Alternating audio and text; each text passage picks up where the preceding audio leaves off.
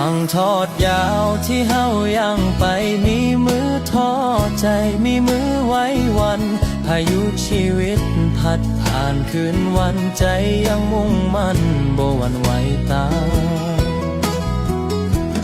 มืดมนมองใจมองหาทางเห็นแสงสลัวอยู่ไกล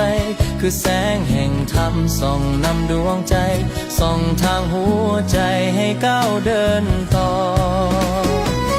มีธรรมนำทางคือมีหักแท้คอยคำสอนเพิ่นย้ำให้ใจเฮาชุ่มช่ำอุ่นทำน้ำใจก้าวไปบ่ยานข้ามพ้นภัยผ่านหอดฟังฝันนิพพานถือศีล5 ข้อพอดีพอเพียงแค่เที่ยงในใจบ่เที่ยงภัยผ่านฝึกสติไว้ให้ใจเบิกบานสร้างบุญสร้างทานคือเสบียงทาน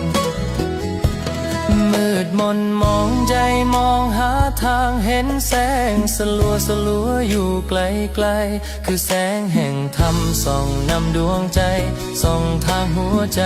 ให้ก้าวเดินต่อมีธรรมนำทาง